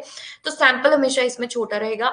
रिपीटेड ऑब्जर्वेशंस आपको इसमें लेनी पड़ेंगी। क्यों लेनी पड़ेंगी, मान लो 2 साल तक बच्चे की कोई फेवरेट हॉबी कुछ और, मतलब फेवरेट चीज कुछ और थी, या टेस्ट कुछ और था, या हॉबीज कुछ और थी, 2 साल बाद वो बदल जाएंगी, ठीक है। फिर लेटर ऑन उसका कुछ और टेस्ट हो जाएगा, कुछ और चीजों में अलग तरह से बच्चा परफॉर्म करने लगेगा। सो आपको हो सकता है एक चीज को 5 बार भी देखना पड़े कि पहले ये कुछ और करता था, अब ये बच्चा कुछ और करता है, ठीक है। दैट ऑल्सो कम्स, तो रिपीटेड ऑब्जर्वेशंस यहाँ पे लेनी पड़ेंगी। And it can be expensive, of course ये एक्सपेंसिव हो सकती है। हम 3 3 साल की, 4 4 साल की पीएचडी करते हैं, वो भी इतनी एक्सपेंसिव होती है ना। तो ये तो 15 10 15 साल तक चलने वाली रिसर्चेस बहुत एक्सपेंसिव पड़ सकती हैं, अगर आप एक्सपेरिमेंट कर रहे हो तो और भी ज्यादा एक्सपेंसिव होती है। देन रिपीटेड इंटरव्यू आपको लेना पड़ सकता है, अगर आप रिपीटेड ऑब्जर्वेशंस ले रहे हो तो ऑब्वियसली आपको रिपीटेड इंटरव्यूज लेने पड़ सकते हैं। नेक्स्ट आता है क्रॉस सेक्शनल। अब देखो आपको भी लग रहा होगा कि मैम लॉन्गिट्यूडनल कौन ही करेगा, है ना, इतने लंबे समय तक कौन ही करेगा कि 10-12 साल तक आप कोई एक रिसर्च कर रहे हो, हु विल डू दैट, है ना, कोई रेयर ही होगा जो उसको ऑप्ट करेगा। एंड इवन प्याजे ने, जैसे मैंने कल आपको बताया था, उन्होंने फंडामेंटल रिसर्च की थी, उनको कोई पीएचडी कंप्लीट नहीं करनी थी, है ना, तो he was just curious to know, और उन्होंने आउट ऑफ नॉलेज उस चीज को निकाला था। तो क्रॉस सेक्शनल क्या है? अब अगर किसी को ऐसी रिसर्च वर्क करनी है, डेवलपमेंट देखनी है, लेकिन वो बच्चे की डेवलपमेंट को 15 साल तक नहीं देख सकता, ठीक है, so what they can do is वो सैंपल को यहाँ पे बड़ा कर सकते हैं, ठीक है, उनके लिए क्या होगा, सैंपल बड़ा कर लीजिए, यानी कि एक बच्चे की जगह 3 बच्चे ले लो। अगर प्याजे ने एक स्टूडेंट मतलब एक चाइल्ड को लिया, तो आप 3 बच्चे ले सकते हैं, ठीक है, कोई भी 3 बच्चे ले लिए। उन तीनों बच्चों के साथ क्या किया, एक बच्चे को आपने मतलब तीनों बच्चों को आपने एक साथ कंटिन्यूअसली 5 साल तक ऑब्जर्व किया। पहला बच्चा 0 to 5 इयर्स का ले लो, दूसरा बच्चा 5 to 10 इयर्स का ले लो, तीसरा बच्चा 10 to 15 यानी 11 to 15 इयर्स का ले लो, ठीक है। अब आपके पास 3 सेक्शंस हो गए और आप तीनों को ही एक साथ 5 साल में स्टडी कर लो, ठीक है। सो ये होगा उसका शॉर्टकट, यानी कि क्रॉस सेक्शनल हम इस चीज को कह रहे हैं। So to compare the subjects of sample representing various stages of development at a particular time, ठीक है, यानी कि सेम टाइम पे आप तीनों को ऑब्जर्व कर रहे हो, ऐसा नहीं कि फिर तो वही बात हो जाएगी ना कि अगर एक को पहले करोगे फिर दूसरे को करोगे, उतना टाइम चला जाएगा। तो एक ही वक्त पे तीनों को ही ऑब्जर्व करना है एक साथ, ठीक है। Then study is done on various subjects, इसमें 3 लोग हो गए, मतलब अलग अलग आपका सब्जेक्ट हो गया, बट एट वन टाइम, एक ही समय पे आप अलग अलग सब्जेक्ट्स को स्टडी करते हो। The rate of development is studied, यहाँ पे हम डेवलपमेंट ही पढ़ते हैं उनका। The observations are taken at the same time, यानी एक ही वक्त पे सारी ऑब्जर्वेशंस आप नोट डाउन करते हो। इंटरव्यू इज डन वंस और ट्वाइस, इसमें ज्यादा बार बार आपको इंटरव्यू नहीं लेना पड़ रहा, क्योंकि उस पीरियड के दौरान उनकी, ऐसा नहीं है कि उनकी 10 बार चीजें चेंज होंगी, क्योंकि टाइम लिमिट हमारे पास कम हो गया है, तो हमें ज्यादा इंटरव्यू या रिपीटेड ऑब्जर्वेशन नहीं लेनी पड़ेंगी, and it is less expensive, ठीक है। और ये पॉइंट जरूर याद रखना कि इसका सैंपल जो है वो बड़ा होता है, और जो वो है आपका लॉन्गिट्यूडनल, उसका सैंपल हमेशा छोटा होता है। देन तीसरा इसके अंदर आता है ट्रेंड स्टडीज। ट्रेंड स्टडीज वो होती है, ये भी डेवलपमेंट की होती है, जैसे मैंने कंपनी बोला अभी अभी, ठीक है, कि एक कंपनी मान लीजिए कोई, फॉर एग्जाम्पल लेंस कार्ट है, आप उसको पढ़ना चाहते हो कि भाई लेंस कार्ट जो कंपनी है उन्होंने कितना ग्रो किया है, क्या किया है, या आप ऐसा कुछ भी मतलब उनका स्टेटस देखना चाहते हो, तो या फिर उन्होंने क्या ट्रेंड्स लेके आए हैं, या फिर आप क्लोथिंग में कोई ट्रेंड्स देखना चाहते हो, कोई सोशल ट्रेंड्स देखना चाहते हो, तो वो सारी चीजें आप इसके अंदर देख सकते हो, वो भी डेवलपमेंट में आती है कि पहले ऐसी थी, अब ऐसी हैं, फिर आने वाले टाइम में हम शायद ये एक्सपेक्ट कर सकते हैं, ठीक है। सो ये एक तरह की, it is use to make predictions from social trends, economic conditions. हम कहते हैं ना कई बार कि आने वाले टाइम में तो ना ऐसे ऐसे हो जाएगा, वो हम कैसे कहते हैं, क्योंकि हम अभी का टाइम देख रहे हैं, पीछे का हमने टाइम देखा, उसके हिसाब से हम प्रिडिक्शन देते हैं। तो ये स्टडीज भी वैसी ही होती है, जैसे टेक्नोलॉजिकल एडवांसमेंट है, कहाँ हमारे पास लैंडलाइन फोन्स थे, है ना, सो ट्रेंड्स कैसे कैसे धीरे धीरे आज हम स्मार्टफोन्स के ऊपर स्विच हो गए, और आने वाले समय में पता नहीं कैसी टेक्नोलॉजीज आ जाएंगी हमारे हाथ में। तो वो सारी जो चीजें हैं, दैट इज ट्रेंड स्टडीज, की ट्रेंड्स जो है वो जो चेंज प्रोग्रेस जो होती है धीरे धीरे। So the purpose of developmental studies is to assess change over the extended period of time. Mainly आप इसमें क्या पढ़ रहे हो, जो बदलाव आता है बदलते समय के हिसाब से जो बदलाव आता है वो इसमें हम पढ़ते हैं ट्रेंड स्टडीज के अंदर। इस पे स्विच करते हैं, which is historical research. Now what is historical, नाम से पता लग रहा है कि हिस्ट्री का मीनिंग क्या है, हम पास्ट में इसकी बात करें, यानी कि पास्ट टॉपिक को लेंगे हम इसके अंदर। So historical research is undertaken to answer questions concerning causes या इफेक्ट्स या trends related to past events, यानी कि पुराने समय में जो चीजें थी, पुराने टाइम में जो चीजें थी, वो सारी की सारी इसमें आएंगी। एंड इसके अंदर ना मेन चीज क्या होती है, इसमें हमें बहुत ही क्रिटिकली अपना प्रोसेस जो है वो करना होता है। मेन जो आपको क्वेश्चन आता है जब आप हिस्टोरिकल रिसर्च करते हैं, तो मेन जो आपका क्वेश्चन रहता है वो होता है कि कितना क्रिटिकली आप इस इन्वेस्टिगेशन को कर पाते हैं। और डेटा कलेक्शन में काफी क्वेश्चंस आएंगे, मतलब जब भी क्वेश्चन आएगा डेटा कलेक्शन से आ सकता है, क्योंकि मेन इसमें होता है डेटा कहाँ से कलेक्ट करें, है ना। So primary data secondary data के ऊपर आपको बहुत बार क्वेश्चनिंग हुई है आप ही के पेपर में, क्योंकि इस रिसर्च के अंदर, मतलब इस मेथड के अंदर हमें सबसे ज्यादा डिफिकल्टी जो होती है, बहुत कम बच्चे ऑप्ट करते हैं हिस्टोरिकल रिसर्च। अगर आप मान लीजिए कर रहे हैं पीएचडी, तो आप बहुत कम होगा कि आप हिस्टोरिकल रिसर्च, मतलब होता है बहुत सारे करते हैं, बट यूजुअली वो नहीं करते हैं ऑप्ट, क्योंकि वहां पे डेटा कलेक्ट करने का जो है एक बड़ा क्वेश्चन मार्क होता है। ठीक है, तो हम पास्ट में जा रहे हैं। अगर मान लीजिए मैं कोई भी पास्ट एग्जांपल लेती हूँ किसी भी टॉपिक का, कि मैं वर्ल्ड वॉर्स पे करूं, या मैं कोई मतलब कोई ऐसा कोई इंसिडेंट पे करूं, जैसे कोई भी any incident you can take, past में हुआ कोई भी, या फिर कोई किसी की पास्ट में बायोग्राफी पे जाऊं, तो ऐसी कोई भी चीज अगर मैं करती हूँ तो मेन बड़ा क्वेश्चन खड़ा होता है कि मैं कहाँ से उसको कलेक्ट करने वाली हूँ डेटा को। So it involves a systematic collection and critical evaluation of related data related to past occurrences and या फिर जो भी उसका फिनोमेना होता है, and it focuses on a careful study and criticism of data। तो इसमें डेटा को बहुत अच्छे से क्रिटिसाइज बारीकी से आपको देखना पड़ता है कि मैं कहीं कुछ गलत ना लिख दूं पास्ट के बारे में, कि कहीं मेरे को कम ना पड़ जाए डेटा जिसके थ्रू मुझे एग्जैक्ट ट्रूथ तक पहुंचने में दिक्कत आए। ठीक है, सो बहुत ही केयरफुली इसको हमें करना पड़ता है। It is a critical investigation of events there, जो भी डेवलपमेंट है या एक्सपीरियंसेस हैं, वो सारी चीजें हमें इसमें बहुत ही ध्यान से देखनी पड़ती है, क्रिटिकली देखनी पड़ती है। Now comes the steps of historical research. जब हम स्टेप्स की बात करते हैं, मैंने पहले भी आपको बताया था कि स्टेप्स जो है डिस्क्रिप्टिव के अलग होते हैं, एक्सपेरिमेंटल के अलग होते हैं, एंड हिस्टोरिकल के अलग होते हैं। तो यहाँ पे हम बात कर रहे हैं स्टेप्स ऑफ हिस्टोरिकल रिसर्च की, यानी सबसे पहला जो स्टेप है, सबसे पहला नहीं होता है ये, इसमें मैंने 3 स्टेप्स आपको मेंशन किए हैं जो इम्पोर्टेंट, जो अलग हैं अदर देन जो हम दूसरी रिसर्चेस कर रहे हैं, चाहे मैं वो डिस्क्रिप्टिव की बात करूं या मैं एक्सपेरिमेंटल की। सो फर्स्ट चीज यहाँ पे जो बहुत ही ध्यान देना पड़ता है वो है डेटा कलेक्शन। मैंने ऑलरेडी आपको बताया कि डेटा कलेक्शन में हमारे पास यहाँ पे 2 सोर्सेज होते हैं। यहाँ से क्वेश्चन बच्चे आता ही आता, मतलब ऐसा है कि आपको 90% चांसेस होते हैं यहाँ से क्वेश्चन आने के। ठीक है, सो 2 तरह के हमारे सोर्सेज होते हैं डेटा कलेक्ट करने के, one is primary source and second is secondary source. तो पहली चीज तो आपको यही पता होना चाहिए कि प्राइमरी एंड सेकेंडरी होता क्या है। दूसरा, आपको एग्जाम्पल्स आ जाते हैं कि इनमें से कौन सा सोर्स प्राइमरी है, इनमें से कौन सा सोर्स सेकेंडरी है। ठीक है, तो वो बहुत ही एक आपको क्वेश्चन करना, मतलब इंपॉर्टेंट है ये कॉन्सेप्ट समझना। Now first comes the primary source. तो प्राइमरी सोर्स हमारा क्या है, फर्स्ट हैंड इंफॉर्मेशन जो होती है वो प्राइमरी सोर्स होती है, यानी कि प्राथमिक स्रोत क्या होता है डेटा का, जितनी भी फर्स्ट हैंड का ये मतलब होता है कि जिसके ऊपर आप रिसर्च कर रहे हैं। अगर मान लीजिए मैं फॉर एग्जाम्पल मैं जो है किसी शेक्सपियर पे कर रही हूँ, किसी भी मतलब ऑथर राइटर या किसी भी ऐसे उस पे कर रही हूँ, मान लो मैं शेक्सपियर पे कर रही हूँ, तो शेक्सपियर के खुद के लिखे हुए नॉवेल्स, शेक्सपियर के खुद के लिखे हुए ड्रामास, खुद के कही हुई वर्डिंग्स, कोटेशंस, वो फर्स्ट हैंड इंफॉर्मेशन रहेंगी। यानी उनके उनके पेन से निकली हुई चीजें या उनके खुद के मुंह से निकली हुई चीजें, वो क्या रहेंगी, फर्स्ट हैंड इंफॉर्मेशन होगी। ठीक है, यानी खुद की कही हुई बातें।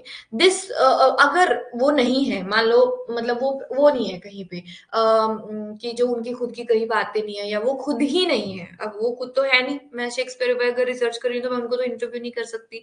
ठीक है, सो उनके जो चीजें होंगी, यानी कि रिमेन्स एंड रेलिक्स, ये आपको आ चुका है कि रेलिक जो है वो कौन से टाइप ऑफ सोर्स में आता है, तो ये प्राइमरी सोर्स के अंदर आता है, यानी कि प्राथमिक सोर्स होता है। रेलिक्स होता है अवशेष जो बचे कुचे, जैसे जैसे आप देखते हो कि अगर हड़प्पा संस्कृति पे कोई रिसर्च चल रही है तो उनके बचे हुए जो चीजें हैं आज की डेट में, जो खुदाई होती है या जो भी चीजें निकाली जाती हैं उनसे रिलेटेड, जिसमें कि उनके फॉसिल्स, स्केलेटन्स या टूल्स या वेपन्स, यूटेंसिल्स, बर्तन उनके, या उनके कपड़े, उनकी बिल्डिंग्स, या जो पुरानी जो फर्नीचर है, पिक्चर्स, पेंटिंग्स, कॉइन्स, ऑब्जेक्ट्स जितने भी होते हैं, इन सबसे उनके बारे में पता चलता है। जो चीजें उनसे रिलेटेड हैं, ठीक है, वो भी किस में आती हैं? प्राइमरी में आती हैं। फाइन।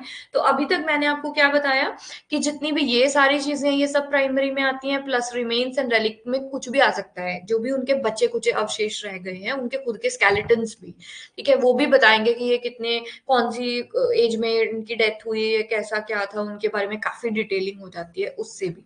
ठीक है। अगर आपको पूछ लेता है डॉक्यूमेंट्स में, जैसे वंस एक क्वेश्चन आया था कि न्यूज़पेपर कौन से मतलब इनमें से कौन सा एक प्राइमरी सोर्स है, तो न्यूज़पेपर वाज द आंसर। तो अगर इस तरीके से आ जाता है, तो यहाँ पे मैंने आपको सारे डॉक्यूमेंट्स जितने भी प्राइमरी सोर्स के अंदर हो सकते हैं वो सारे यहाँ पे लिखे हैं, यानी कोई किसी तरह का कैरेक्टर, कोई लॉ, कोई कोर्ट की रूलिंग, कोई ऑफिशियल रिकॉर्ड, कोई autobiographic letter, diaries, deeds, wills, license, declaration, certificates, bills, receipts, newspapers, magazines, advertisements या maps, inscriptions, diagrams, books and pamphlets and films, paintings, recordings या फिर रिसर्च रिपोर्ट्स। तो everything यहाँ पे, ये सारी चीजें आपको एक बार गो थ्रू जरूर करनी है। ऑप्शन में कुछ भी आ जाता है कई बार, ठीक है, कि वो सारी चीजें क्या है, ये प्राइमरी डॉक्यूमेंट्स हैं, यानी कि ये प्राथमिक है, पहले मैं डेटा इनसे लूंगी। अब मान लीजिए कि इनमें से कुछ भी नहीं है, ठीक, मैंने कोई ऐसा टॉपिक लिया है हिस्ट्री का कि इनमें से मुझे कुछ भी नहीं मिल रहा है, या फिर मिल रहा है तो मुझे एक आध चीज मिल रही है, उससे मुझे ज्यादा इन्फॉर्मेशन नहीं मिल रही है, यानी कि मेरे पास प्राइमरी सोर्सेस ज्यादा नहीं है, तो मैं क्या करूंगी?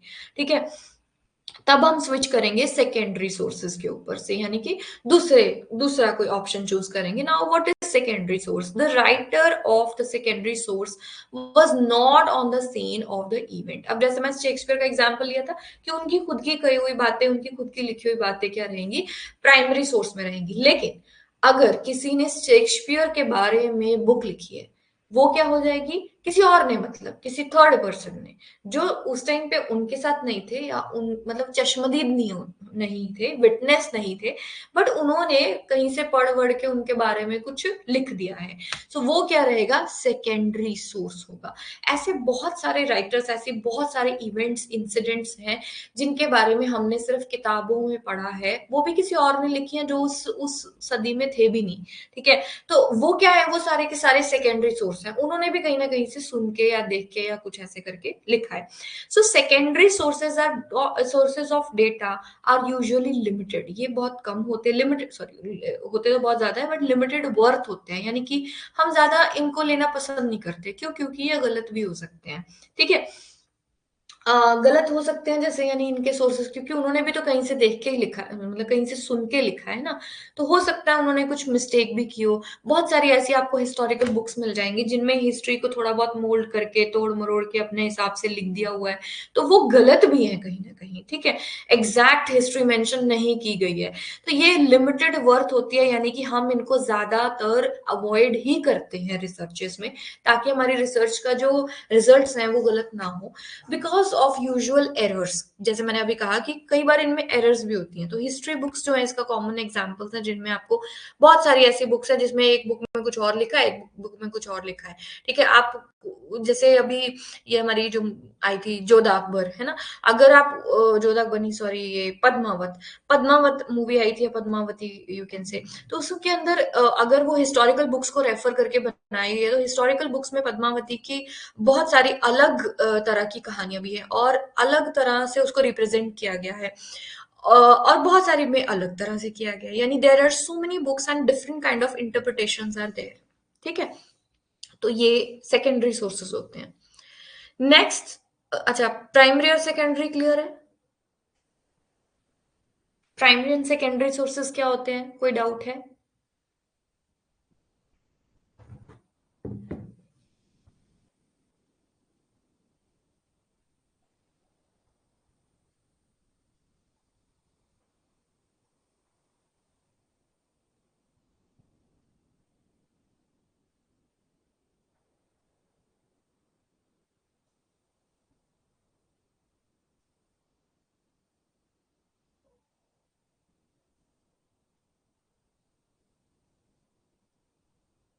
ओके, ठीक है।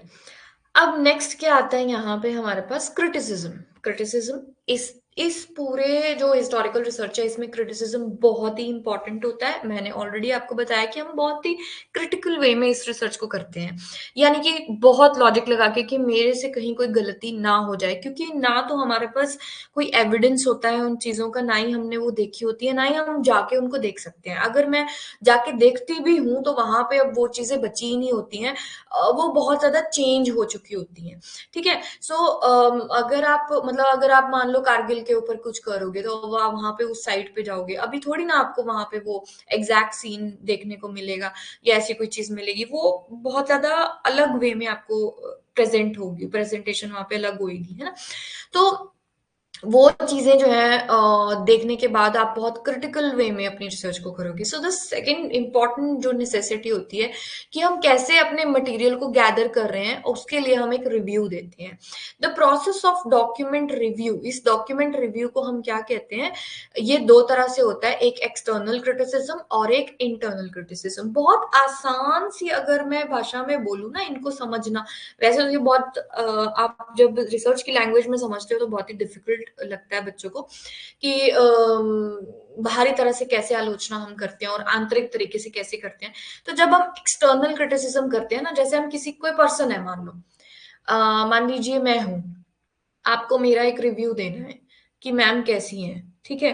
अगर मेरा एक्सटर्नल क्रिटिसिज्म करोगे तो इसका मतलब आप मेरी अपीयरेंस के ऊपर जा रहे हो, ठीक है, कि मैम जो है ऐसी दिखती हैं, ऐसी हैं, या ऐसे अपीयर होती है, यानी ऐसे कपड़े पहनती हैं और ऐसे बात करती हैं, जो भी आप देख पा रहे हो एक्सटर्नली, ठीक है, बाहरी तौर से, वो क्या होता है एक्सटर्नल क्रिटिसिज्म, ठीक है। उसके बेसिस पे जो आप मेरा रिव्यू दोगे। इंटरनल मीन्स अगर आप मुझे इन डेप्थ जानते हो कि मैम का नेचर ऐसा है, या मैम जो है वो इस तरीके से बिहेव करती हैं, या बहुत ही डेप्थ में अगर आप मेरे एंगर को जान पाओ, या मेरी वो जो जैसे हम क्लोज वंस को जानते हैं, वो इंटरनल क्रिटिसिज्म होता है, ठीक है। सेम वही चीज आपको यहाँ पे डॉक्यूमेंट्स के अंदर करनी है।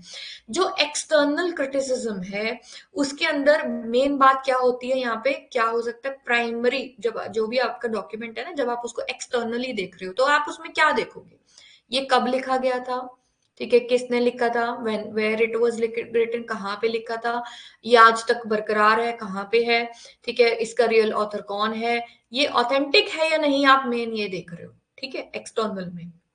जबकि ठीक है ऑथेंटिक है तो आपने रख लिया कि भाई ये तो ऑथेंटिक है, इसको तो सही मायने में मुझे मतलब ये सच में शेक्सपियर ने लिखा था, इस ईयर में लिखा था, इस वाले ड्रामा के अंदर इसको पब्लिश किया था, इस वाली बुक के अंदर, और ऐसे ऐसे है एंड इट इज ऑथेंटिक। अब ये क्या हो गया, external criticism of that book, या फिर जो भी आर्टिकल है या जो भी आप शेक्सपियर का कुछ भी आप उठा रहे हो, ठीक है। अब अगर आपको उसको इंटरनली क्रिटिसाइज करना है तो आपको उसको रीड करना पड़ेगा, ठीक है, यानी कि मीनिंग क्या है, शेक्सपियर उससे क्या कहना चाह रहे हैं, यानी उनकी क्या कोनोटेशंस है, उनके वर्ड्स के मीनिंग क्या है, ठीक है, उनकी इंटरनल कंसिस्टेंसी क्या है, literal meaning of every word, what is the literal meaning of every word of that quotation या पैराग्राफ या ड्रामा या जो भी आप उनका आर्टिकल उठा रहे हो। तो व्हाई इट वाज रिटन, वो उन्होंने क्यों लिखा था, उसका कोई आई विटनेस या कोई सेकेंड हैंड अकाउंट है या नहीं है।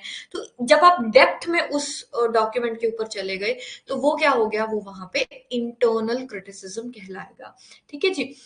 तो ये आपको सीधा क्वेश्चन ये आ सकता है कि अगर हम किसी भी डॉक्यूमेंट को इंटरनली क्रिटिसाइज कर रहे हैं तो उसके अंदर हम क्या देखेंगे, ठीक है, तो हम मीनिंग देखेंगे, कॉन्टेक्स्ट, मतलब हम डेप्थ में चले जाएंगे, हम उसको पढ़ेंगे। लेकिन जब हम एक्सटर्नली कर रहे हैं तो हम सिर्फ बस ये देखेंगे कि वो डॉक्यूमेंट ऑथेंटिक है या नहीं है, फाइन, उसकी ऑथेंटिसिटी, उसकी वैलिडिटी चेक कर लेंगे और हम देखेंगे कि हाँ ये मेरे काम का है, ठीक है, ऑथेंटिक है, मैं इसको अपनी रिसर्च में यूज करूंगी, बट अभी तक मैंने उसको रीड नहीं किया है, फाइन। तो यहाँ पे ये एक्सटर्नल होता है। I hope it is clear, and if it is not तो मेरे को मेंशन कर दो। Then next comes the presentation of the facts, how the facts are presented. Now जब हम हिस्टोरिकल रिसर्च लिख रहे हैं, करना तो हमने कर लिया, उसको अब हमने प्रेजेंट करना है, how to present it. So historical research जो है वो बहुत ही एक ऐसे स्टेप्स में होनी, यानी वेल रिटन होनी चाहिए, ठीक है, जब आप उसको लिख रहे हैं।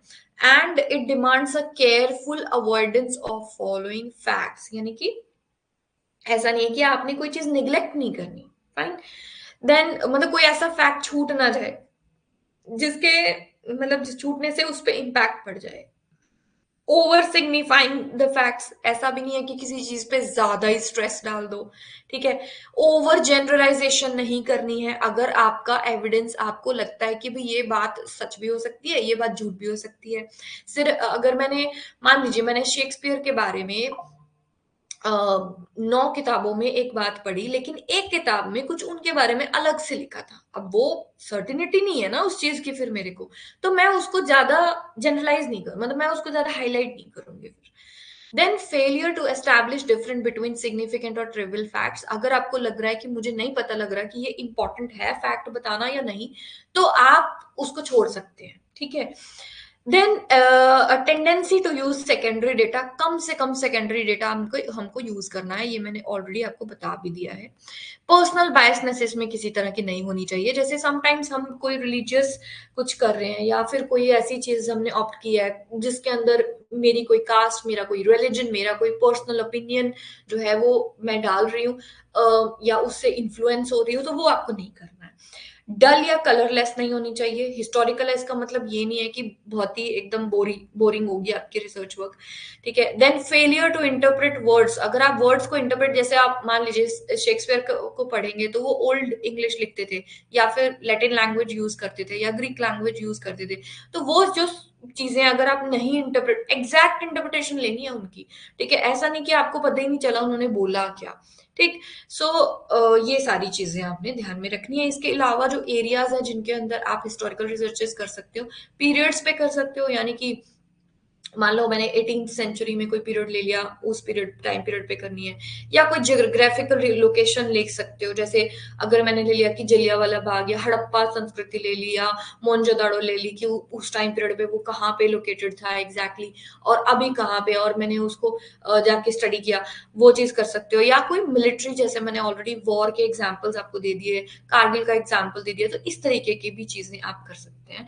That was the historical research, this was all about historical research, ठीक है। अगर कुछ भी समझ में नहीं आया तो मुझे मेंशन कर सकते हो।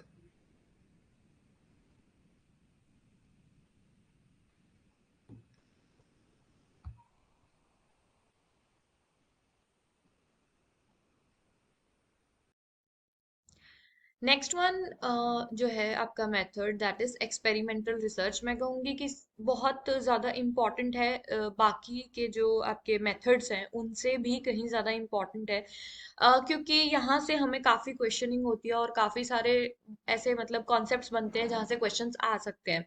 सो एक्सपेरिमेंटल रिसर्च है क्या? जब हम एक एक्सपेरिमेंट यानी एक तरह के कह लीजिए कि ऐसे लैब रिलेटेड चीज की बात करते हैं तो इट इज आर्टिफिशियल, है ना, अपने आप में ही एक ऐसी चीज है कि जो अम, हम खुद कंडक्ट करते हैं एक्सपेरिमेंट को। तो एक्सपेरिमेंट के अंदर क्या होता है, इसके अंदर मेनली मोस्टली जब क्वेश्चन आएगा तो आपको बहुत बार ये पूछा जाएगा कि dependent variable and independent variable के बारे में। तो जब हम कुछ वेरिएबल्स को आपस में रिलेट करके देखना चाहते हैं या कंपेयर करके देखना चाहते हैं, ठीक है, या फिर उनका आपस में जो है उनका कॉज एंड इफेक्ट देखना चाहते हैं, तो इस तरीके के क्वेश्चंस आपको आते हैं पेपर में कि अगर हम डिपेंडेंट और इंडिपेंडेंट में कॉज एंड इफेक्ट देख रहे हैं या फिर रिलेशनशिप देख रहे हैं या कंपैरिजन देख रहे हैं, ठीक है, तो वो क्या चीज होती है, वो कौन से टाइप का मतलब कौन से मेथड का रिसर्च होता है, तो वो हम एक्सपेरिमेंटल में काउंट करते हैं। यानी एक एक्सपेरिमेंट होता है जिसमें मैं एक चीज का असर दूसरे चीज पे देखना चाहती हूँ या फिर एक चीज का रिलेशन दूसरे से देखना चाहती हूँ, ठीक है। सो उसमें हम उनको मैनिपुलेट भी करते हैं, उसमें हम उनको रेप्लिकेट भी करते हैं, यानी उसको रिपीट भी किया जा सकता है, उसे मैनिपुलेशन मैनिपुलेशन इसमें मेन है, यानी कि हम इसमें फेर बदल करते हैं, ठीक है, कभी उसको कम करके देखते हैं, कभी उसको ज्यादा करके देखते हैं। जितनी भी मेडिकल फील्ड की रिसर्चेस है, जब भी एक्सपेरिमेंट का क्वेश्चन आ जाए आपने वो माइंडसेट में रखना है कि जब मेडिकल फील्ड में रिसर्चेस होती हैं तो उनको किस तरीके से किया जाता है, वही चीज यहाँ पे आती है। अब मेन यहाँ पे जैसे मैंने कहा कि पर्पस ऑफ एक्सपेरिमेंटल रिसर्च क्या है, it seeks to determine a relationship between two variables. ये सीधा आपको आ जाता है कि भाई दो वेरिएबल्स के बीच का रिलेशनशिप अगर हम देख रहे हैं, कौन से वो दो वेरिएबल होते हैं, the dependent variable and the independent variable, ठीक है। डिपेंडेंट वो होता है जिसे बदला नहीं जा सकता है, जिसका असर, जिसके ऊपर इंडिपेंडेंट का असर देखा जाता है। एंड इंडिपेंडेंट वेरिएबल वो होता है जिसे रिसर्चर अपने अकॉर्डिंग मोल्ड कर सकता है, मैनिपुलेट कर सकता है, ठीक है जी। वो आपका एक्सपेरिमेंटल रिसर्च का इंडिपेंडेंट वेरिएबल होता है। नेक्स्ट द मोस्ट इंपॉर्टेंट आते हैं इसके कैरेक्टरिस्टिक्स। अब इसके कैरेक्टरिस्टिक्स आपके पेपर में कई बार आ चुके हैं कि इनमें से कौन सा एक एक्सपेरिमेंटल रिसर्च में नहीं होता है।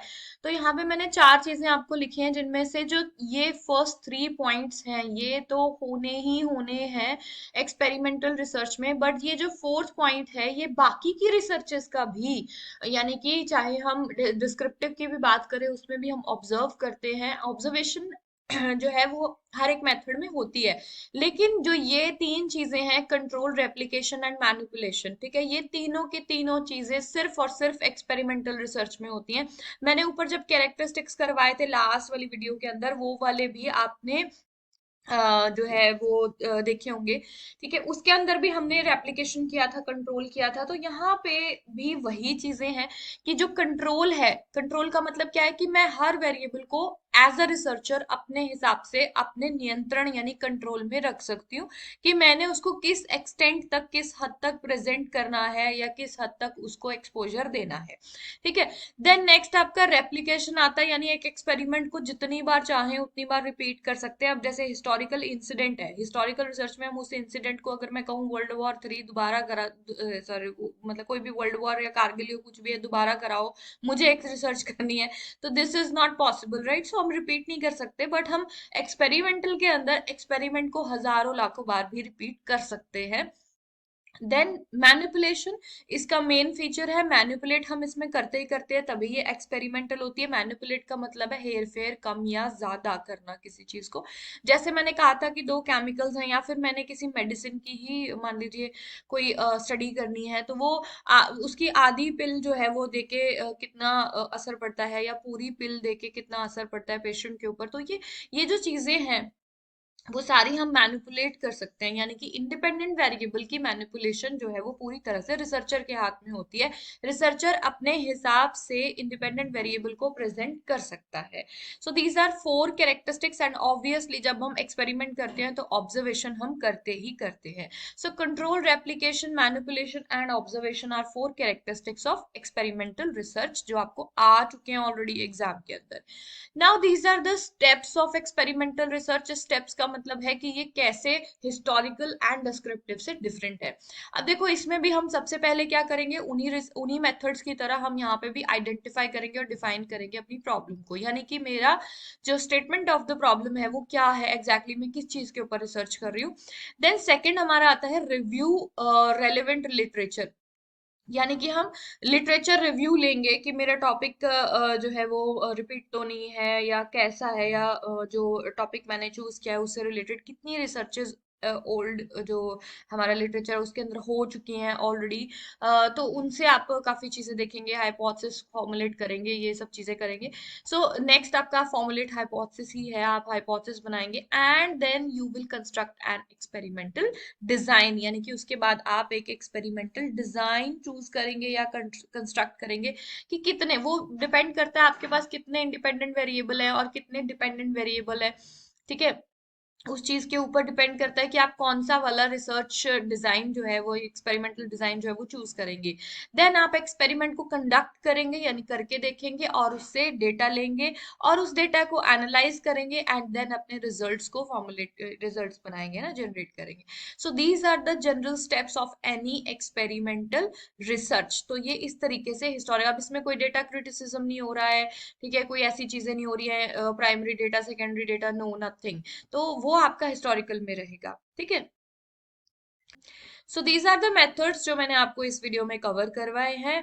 तो यहाँ पे आपने देखा कि क्या क्या characteristics, types and methods of research, आपने ये सारी चीजें पढ़ी हैं, और कैसे हिस्टोरिकल, डिस्क्रिप्टिव और एक्सपेरिमेंटल एक दूसरे से अलग हैं, और किस तरीके से आपको कहाँ से क्वेश्चन आते हैं। मैंने टू द पॉइंट सिर्फ वही चीजें आपको करवाई हैं। So I hope it is very much clear to you. अगर कोई भी आपको डाउट होता है या कोई भी चीज पूछनी होती है तो मुझे कमेंट सेक्शन में आप कमेंट कर सकते हैं, एंड और टॉपिक्स भी मेंशन कर सकते हैं। रिसर्च का कोई पर्टिकुलर ऐसा टॉपिक जो आपको समझ में नहीं आ रहा है या नोट्स नहीं मिल रहे हैं, तो मैं बहुत ही ब्रीफ नोट्स के साथ आपको क्लियर कर सकती हूँ उस टॉपिक को।